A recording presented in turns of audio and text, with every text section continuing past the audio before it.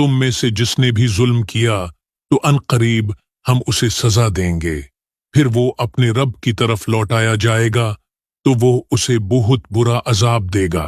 और बहरहाल जो ईमान लाया और उसने नेक अमल किया तो उसका बदला भलाई है, और अनकरीब हम उसको आसान काम कहेंगे। जुल्करनैन ने उस जगह बसने वाली कौम को काबू किया और वो अपनी फौज के साथ मशरिक की तरफ रवाना हो गए। वो उस रास्ते पर सफर करते हुए एक ऐसी जगह पहुंचे जो सूरज के तुलू होने की जगह थी। वहां उन्होंने एक ऐसी कौम को देखा कि जिनके लिए अल्लाह ने सूरज से कोई आड़ नहीं रखी थी।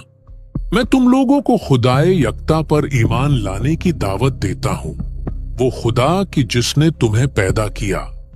इसके बाद जुल्करनैन अपने लश्कर को साथ लिए एक और रास्ते की तरफ चल पड़े। इस बार वो दो पहाड़ों के बीच एक ऐसी जगह पर पहुंचे जहां उन्हें एक ऐसी कौम मिली जिन्होंने जुल्करनैन से मदद तलब की। जुल्करनैन और उस कौम के लिए एक दूसरे की जबान को समझना मुश्किल था, इसलिए गालिबन इशारों की जबान में बातचीत की गई। उन्होंने बताया कि किस तरह याजूज और माजूज जमीन में फसाद बर्पा करते हैं और वो कौम खुद भी उनके जुल्म का शिकार थी।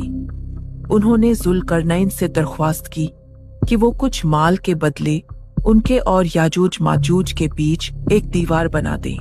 जुल्करनैन ने किसी मुआवजे के बगैर उनकी मदद करने का फैसला किया। मेरे पास मेरे रब का दिया सब कुछ है, बस तुम लोग दीवार बनाने में मेरी मदद करो और मेरे पास ज्यादा से ज्यादा लोहे के टुकड़े लाओ। जुल्करनैन अपनी निगरानी में लोहे के उन टुकड़ों की मदद से एक बहुत बड़ी दीवार बनाने में कामयाब हो गए।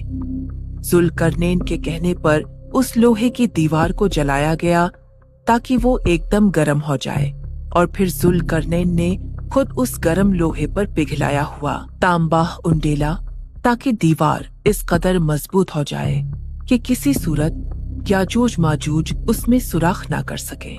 ये मेरे रब की रहमत है, और फिर जब मेरे रब का वादा आएगा तो वो इसे पाश पाश कर देगा, और मेरे रब का वादा सच्चा है। याजूज और माजूज रोज उस दीवार को चाटते हैं और उसे तोड़ने की हर मुमकिन कोशिश करते हैं, लेकिन अल्लाह दीवार को भर देता है।